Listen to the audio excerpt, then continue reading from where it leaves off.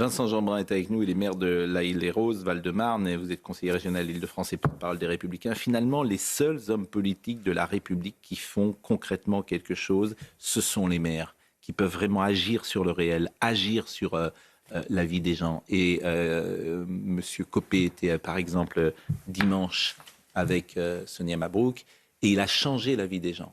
Il a détruit, par exemple, des barres d'immeubles. Il en a fait des immeubles de 4. Il a construit des lieux culturels. Et en fait, c'est formidable ce qu'il a fait à Meaux, Jean-François Copé. Absolument formidable. C'est un modèle pour beaucoup d'entre nous, ce qu'il a fait à Meaux. Oui.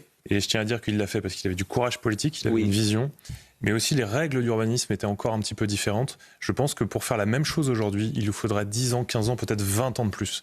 Et ça fait partie d'un appel que je lance au gouvernement. On a été capable, en 5 ans, de reconstruire Notre-Dame. Pourquoi ? Parce qu'on a tordu un peu les règles du jeu, on s'est donné plus de liberté. Et ben moi, j'appelle à un Notre-Dame des quartiers. Qu'on ait la même logique d'inventivité, de droit d'expérimentation, pour que ça aille vite. Pour que ce qu'on doit casser, on le casse vite, beaucoup plus vite. Je ne vous parle pas de rajouter des millions et des millions aujourd'hui, ce n'est pas le sujet. Il y a déjà plein de programmes de démolition, j'en ai sur ma commune. Ça traîne, parce que le droit de l'urbanisme est épuisant. Et vous avez en permanence, je le raconte un petit peu dans le livre, une confrontation entre l'État qui défend l'écologie et qui vous dit alors attention, il va falloir 8 mois d'études. Et puis de l'autre côté, vous avez l'État qui dit mais il faut construire des logements, vite, dépêchez-vous. Alors si on se résume, les politiques ont laissé le pouvoir aux juges et à Bruxelles. Est-ce que c'est pas les citoyens Pardon, parce que c'est terrible. Est-ce que c'est pas les citoyens qui de fait l'ont laissé ? C'est-à-dire que le politique, les citoyens, ils votaient, ils étaient perdus. Ils étaient perdus. Ils n'ont pas été consultés sur le. Voilà, ils ont. Alors, et c'est évidemment ce ce que vous dites. Et ce qu'a fait M. Copé à Meaux, ce n'est pas un problème de droite ou de gauche. Et c'est pour ça qu'on peut en vouloir à Emmanuel Macron. Parce qu'il est là depuis 7 ans et il n'a pas renversé la table. Et on va en parler dans une seconde, mais Somaya Labidi, il est 10h01. Pourquoi vous dodelinez ? Non, il me semblait avoir entendu qu'avec la nomination de Gabriel Attal, il avait renversé la table. Mais c'était sur un autre plateau, je crois. C'était moi qui avais dit ça ? C'est possible. Non, mais comprenez bien, il a renversé la table par une nomination, pourquoi pas, vous avez raison. Mais depuis 7 ans, il ne s'est pas attaqué au problème numéro 1 en France, qui est l'administration et l'État, la réforme de l'État. On est bien d'accord. Somaya Labidi. La contagion s'étend un peu partout en France. Les agriculteurs ne lâchent rien. Après une réunion infructueuse avec Gabriel Attal hier, ils poursuivent leur action avec des opérations de blocage, des opérations endeuillées avec ce drame dans l'Ariège. Une femme est morte ce matin dans un accident de la route sur un point de blocage. Une voiture a forcé le barrage et les 3 occupants du véhicule ont été interpellés. Eux aussi sont en colère. Il s'agit des pêcheurs du golfe de Gascogne. Depuis hier, près de 450 bateaux doivent rester à quai pour préserver les dauphins des captures accidentelles. Une interdiction d'activité d'1 mois qui angoisse la filière malgré les aides promises par l'État. Donald Trump a été sèchement battu 6-0 lors d'un premier vote cette nuit par sa concurrente Nikki Haley. Mais le duel décisif chez les Républicains dans la course à la Maison-Blanche est loin d'être terminé. Le retrait ce week-end du gouverneur de Floride, Ron DeSantis, a ramené le trio de tête à un duel finalement. Je vais vous interroger évidemment sur Donald Trump. J'ai un document d'ailleurs que je voulais vous faire écouter qui est sidérant. On va être avec M. Jeanbrun, bien sûr, et on parlera... dirais comment vous avez perçu, en tout cas, les mots d'Emmanuel Macron sur l'oisiveté qui serait à l'origine des débordements qui ont eu lieu dans votre ville. Lorsque vous avez entendu ça jeudi soir dernier, que c'était des jeunes gens qui ne travaillaient plus depuis le mois d'avril, et c'était de la faute de Jean-Michel Blanquer et de l'ancienne réforme du bac, c'est ce que j'ai compris. Oui. Vous imaginez évidemment que c'est quelque chose qui est dur à entendre pour nous. Nous, déjà les maires qui avons connu les émeutes, et forcément pour ma famille et moi, imaginez que ce ne serait que l'oisiveté. Parce qu'en réalité, si on fait ce constat-là, ça signifie que demain, on se dit il suffira de les occuper, de leur faire un petit peu plus de sport, ou peut-être les garder à l'école quelques semaines de plus, pour que la jeunesse de France ne prenne plus les armes contre la France. Qu'il faille occuper ces jeunes et les mettre à l'école, oui, bien sûr, allons-y, il serait temps d'ailleurs. Mais est-ce que ça apporte la solution, la réponse ? C'est absolument pas suffisant. Il faut qu'on aille beaucoup plus loin et beaucoup plus fort. Il y a des choses qui doivent être faites immédiatement. Et pour beaucoup de collègues maires, c'est incompréhensible que plus de 6 mois plus tard, on n'ait aucun changement, aucune différence par rapport à ce qui s'est passé cet été. Et je veux le redire à votre antenne, demain, ça peut recommencer à tout moment. Il n'y a rien qui a changé sur le terrain. Et peut-être la seule chose qui a changé, c'est que les émeutiers, ils ont testé la République et ils ont vu qu'elle n'avait pas réagi. Donc ça peut peut-être même aller encore plus loin et plus fort la dernière fois. Mais qui sont-ils, ces émeutiers ? Je le dis, des enfants de la France, puisque 99%, en tout cas ce qui s'est passé sur ma commune, c'est des enfants des quartiers populaires de la ville qui ont été à l'école de la République française, dans les clubs de foot, dans les associations, qui ont profité de la solidarité française parce que logements sociaux, parce que aide quotidiennement, et qui à un moment donné ont trouvé cohérent et logique de prendre des piolets, de prendre des haches, de prendre des cocktails Molotov, des mortiers, pour aller attaquer les symboles de la République. Ça, vraiment, je veux insister là-dessus parce que c'est un peu... volontairement, on a l'impression qu'on minimise ce phénomène. Mais moi, je me souviens de collègues maires qui me disaient à 2 bâtiments identiques dans ma ville, celui qui était attaqué, c'était celui qui était pavoisé. Donc c'était la France. Le drapeau tricolore était attaqué. Donc c'est ça que vous dites. La France était attaquée pour ce qu'elle est.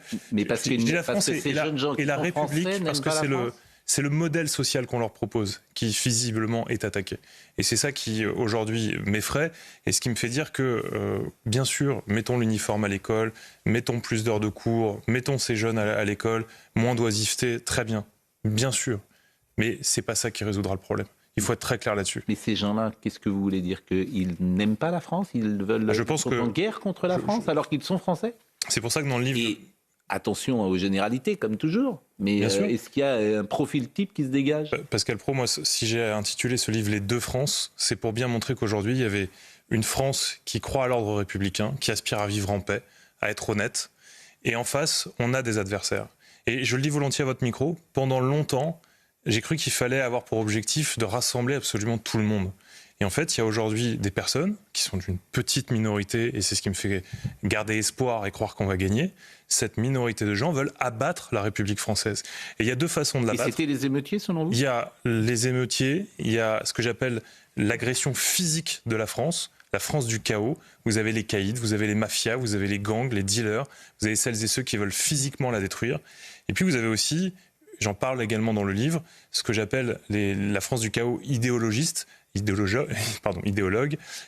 qui se base sur le plan des idées. Ce sont les séparatistes, qu'il s'agisse d'intégristes ou à l'autre bout de la chaîne, d'individualistes à l'extrême, comme les wokistes par exemple, qui clairement veulent abattre notre modèle de république une et indivisible.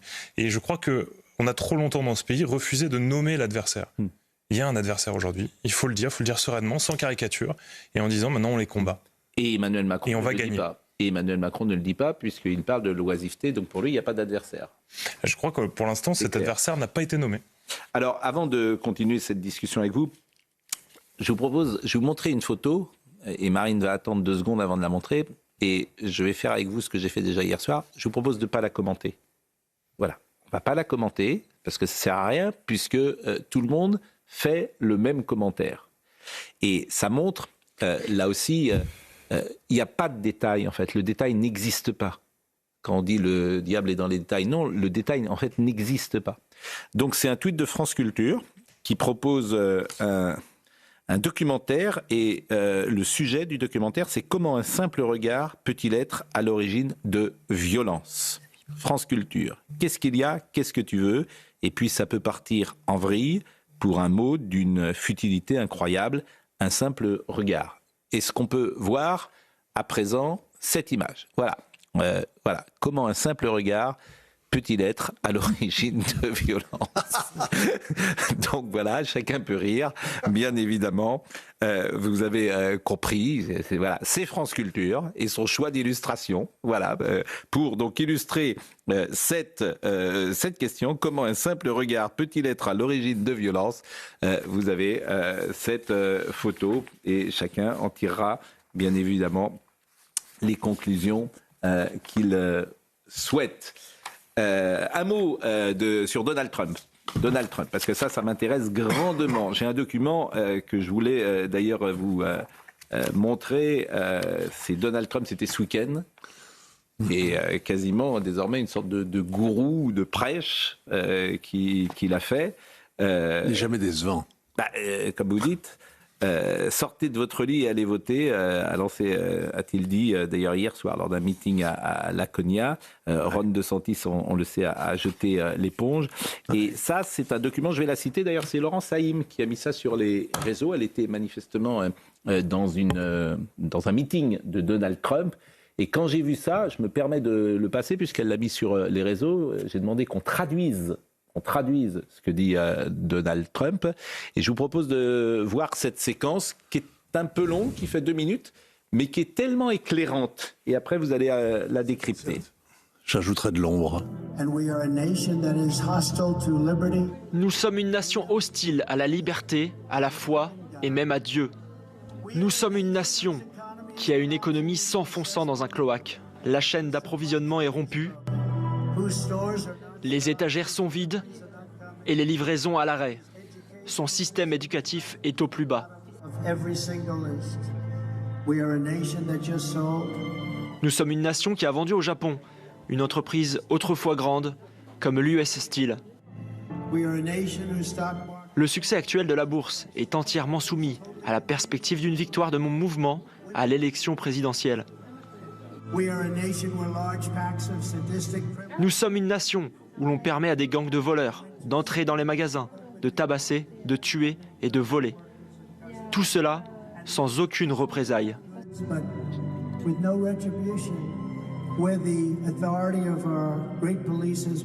Une nation où la police s'est vue retirer son autorité, qui voit ses familles et ses pensions menacées et qui n'ose même plus parler d'application de la loi.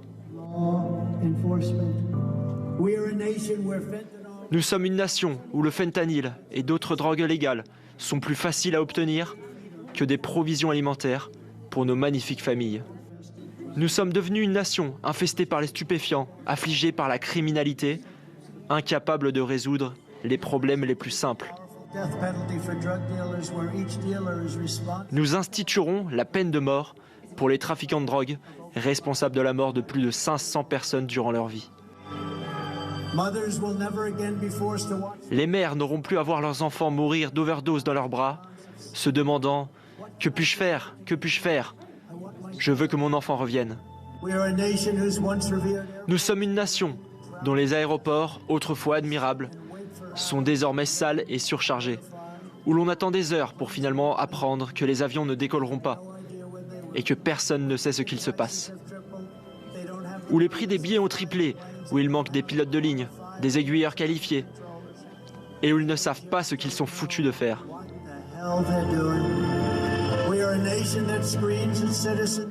Nous sommes une nation qui contrôle durement tous ses citoyens dans tous les ports sans exception, mais où les clandestins passent par millions tous les contrôles.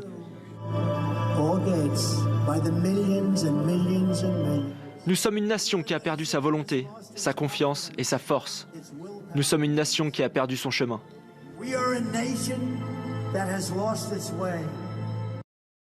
Bon, c'est très intéressant. Et il y a un prompteur.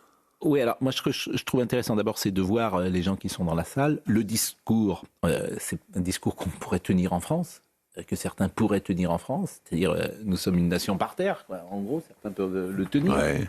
C'est ce que nous disons parfois ici sur certaines choses, donc c'est vrai.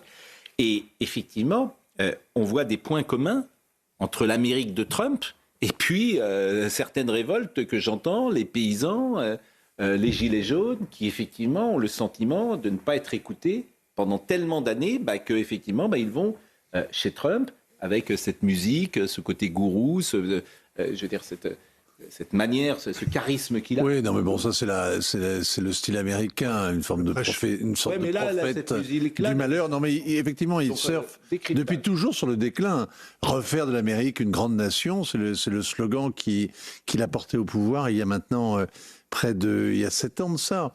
Donc il creuse toujours le même sillon et ce qui relève, c'est que l'Amérique effectivement être une nation qui est dans une forme de chaos. Alors bon, aujourd'hui là, c'est l'élection dans le New Hampshire, les primaires, Et c'est le jour où la droite avait encore une petite chance, la droite américaine, les républicains avaient encore une petite chance d'échapper à Trump.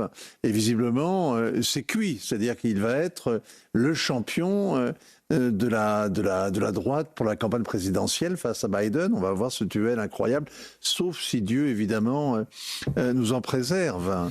C'est-à-dire si l'un des deux calanche avant le premier mardi qui suivra le premier lundi de novembre. Bon. Laissons Dieu en dehors de tout cela, mais non, c'est le seul espoir que vous pouvez encore sur le plan juridique. Pardon ? Est-ce qu'il peut être empêché sur le plan juridique ? Ah oui, c'est vrai, vous avez raison, pardon. Il y a Dieu et il y a les magistrats.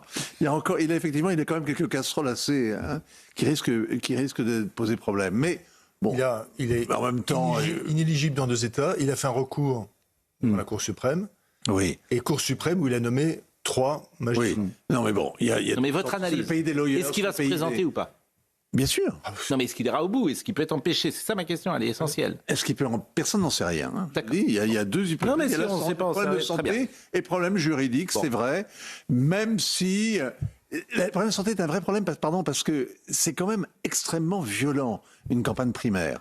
Pour en avoir suivi, il a un problème de santé qui demande beaucoup d'énergie, et il a son âge quand même. Hein.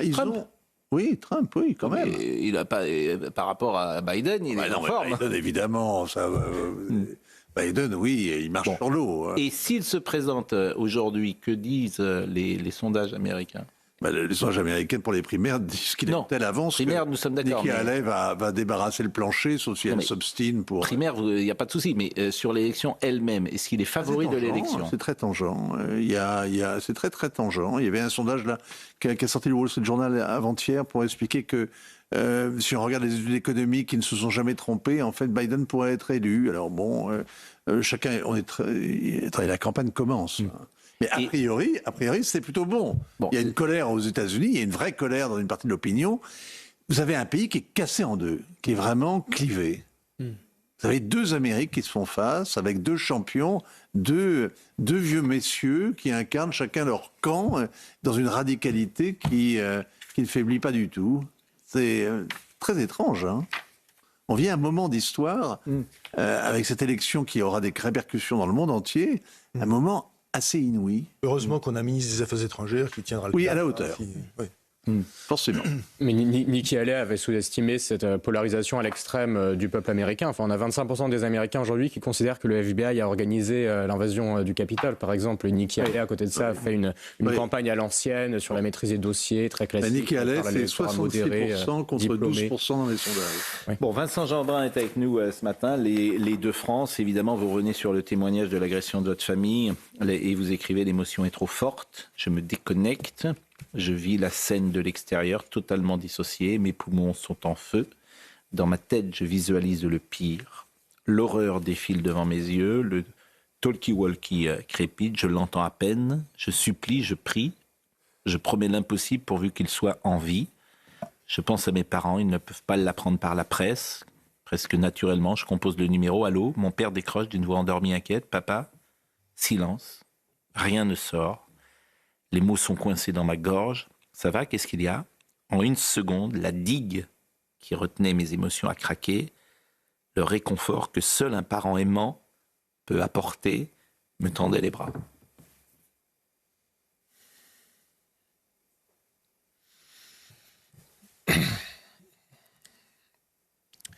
Effectivement, il y a encore beaucoup d'émotions. Dans ce livre, il y a 3 temps qui s'alternent régulièrement. Il y a effectivement ce que vous venez de lire comme extrait, c'est-à-dire le temps des émotions, le temps du drame, le temps de l'attaque chez moi, les émeutes avant.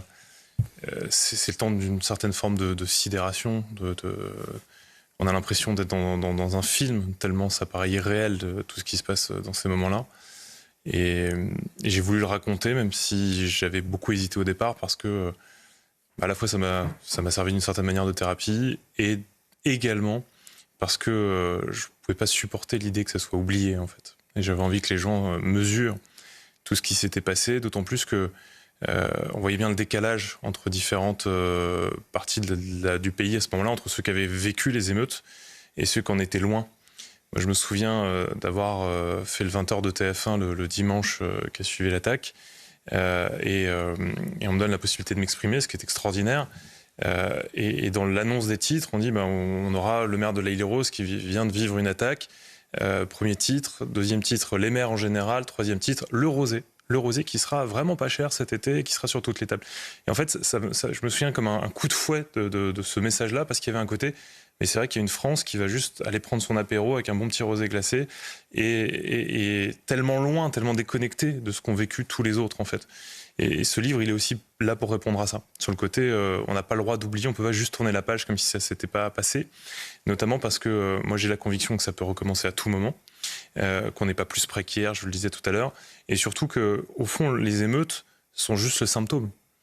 Qu'en réalité, le volcan a explosé, mais derrière, en dessous, ça couve et c'est bien plus grave encore ce qui se passe. Et je pense que cette prise de conscience-là, c'est ce que j'essaye de faire dans le livre en faisant le constat qu'il y a une France du chaos, une France qui aujourd'hui joue contre son camp, qui essaye de déstabiliser l'ordre et la société dans laquelle nous vivons. Il y a évidemment, et je veux garder cet optimisme, la France du sursaut, celles et ceux qui continuent à se battre, qui aiment leur pays, qui ont envie que ça change. Et puis entre les deux, et c'est aussi le troisième point de ce livre, c'est une forme d'appel à la mobilisation générale. C'est la France silencieuse, en fait, c'est plus possible après ce qu'on vient de vivre. Ce n'est plus possible. Donc choisissez votre camp, parce que la neutralité, c'est être complice de la France du chaos. Et je le dis aux gens, on se disait en aparté tout à l'heure, les politiques ont une responsabilité immense, vous avez raison, mais je veux aussi dire à nos concitoyens, si les politiques ne vous plaisent pas, changez-les. Changez-les, vous avez un bulletin de vote et la possibilité de vous engager.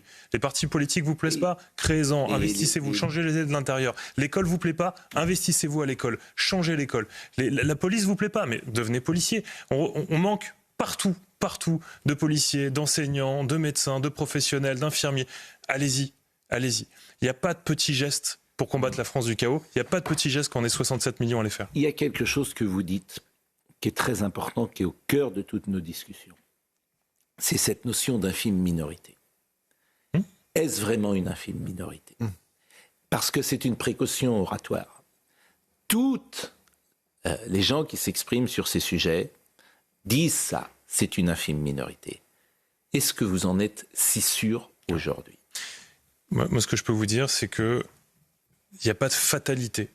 Oui, mais répondez à ma question. Je vais y répondre. C'est pour ça que je parle de minorité. Parce qu'elle est essentielle, en fait, ma question. Parce qu'elle fait partie aussi du déni. C'est pour ça que... Mais je vous le dis en plus, très honnêtement, longtemps, j'avais envie de croire qu'en fait, la République française et notre modèle de société était une évidence.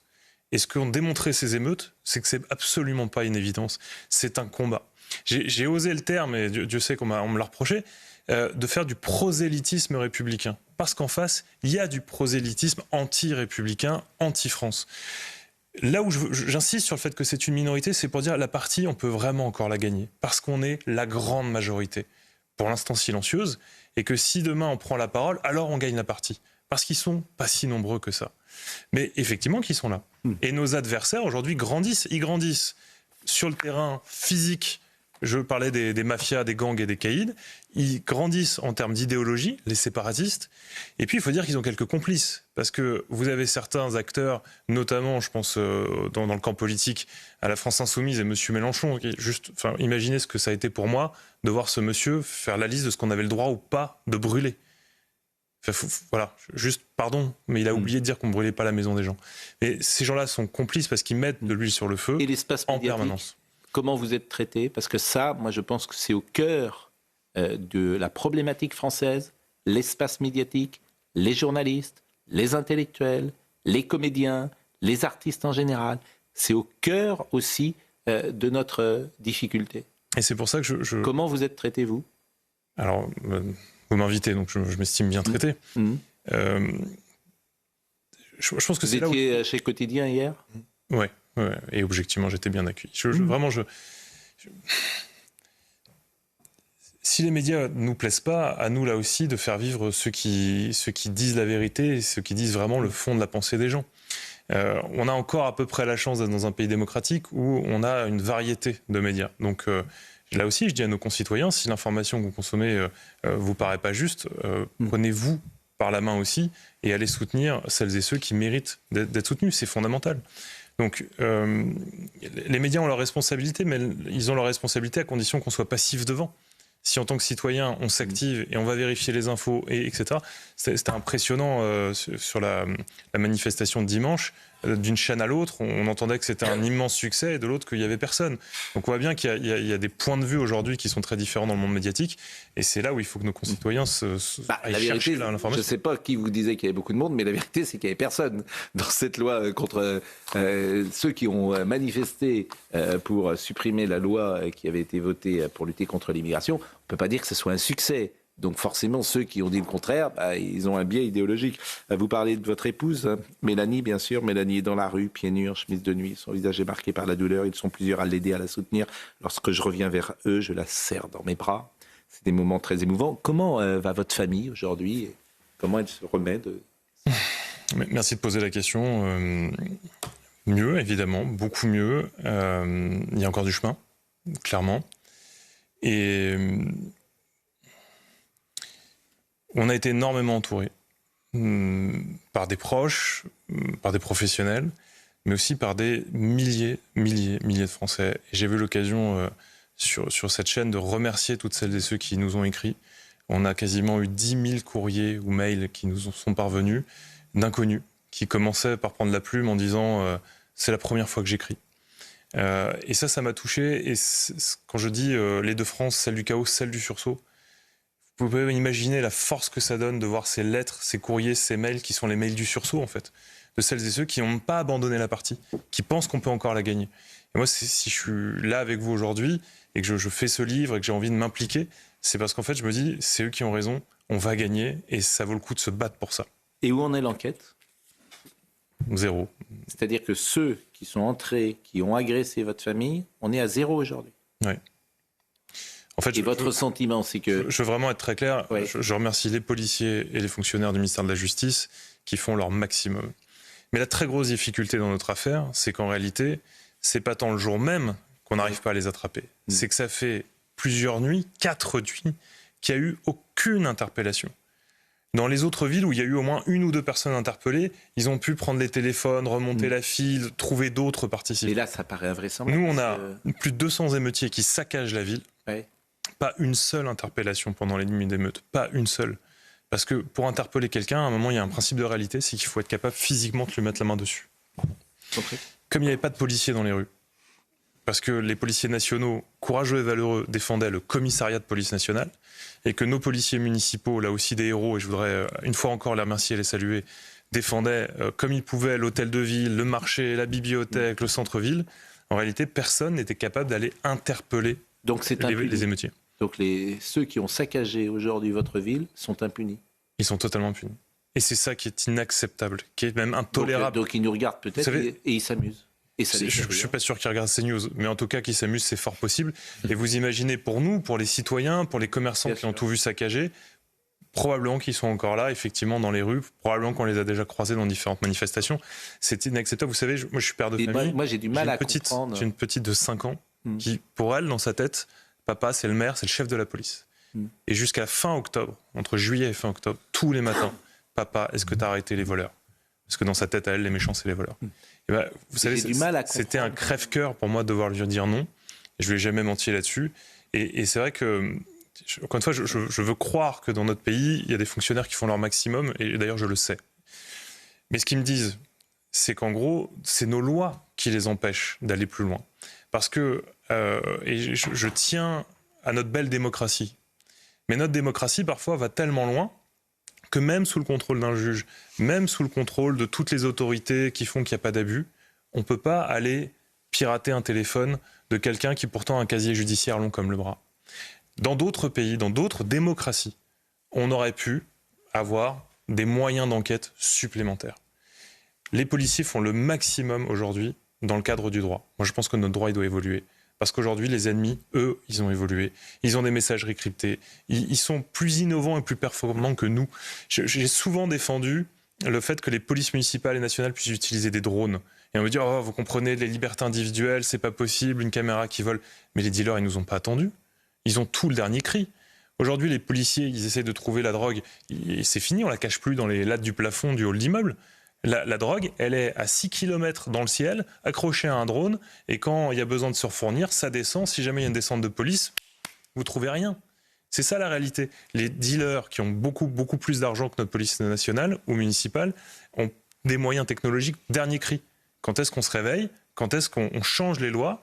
Quand est-ce qu'on change aussi la justice pour être capable, à un moment donné, de s'adapter ? Aujourd'hui, la police est censée nous protéger, être le bouclier. Eh ben, il n'est plus du tout au niveau de l'épée de ceux qui nous menacent et de ceux que j'appelle la France du chaos.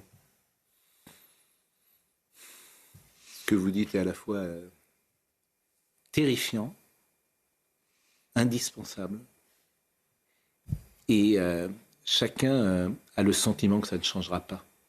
Moi, j'ai le sentiment que ça ne changera pas. J'ai écrit un jour dans le journal du dimanche, je crois que c'est foutu. Je crois que c'est foutu, en fait. Moi, je ne le crois pas, Pascal Praud. Je crois que c'est foutu parce que pourquoi ? Parce que quand je vous entends, ce qu'il faut faire demande un tel changement de logiciel et de paradigme que personne ne le fera dans l'état actuel. C'est-à-dire qu'Emmanuel Macron ne le fera pas. Ne jamais dire jamais, mais ce qui est certain... Emmanuel Macron ne le fera pas. Ça fait 7 ans qu'il est au pouvoir, il ne le fera pas.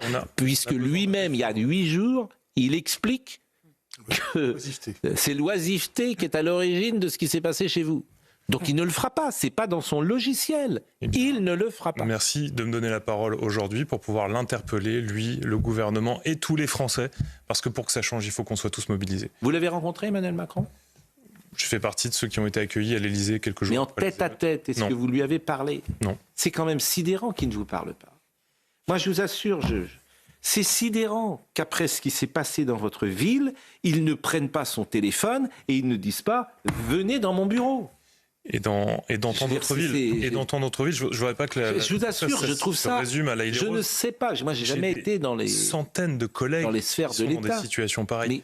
Moi, les médias se sont, à juste titre, au regard de l'attaque de ma maison, mais à l'Élysée, ce jour-là, je rencontre plein d'autres maires qui ont été attaqués chez eux aussi.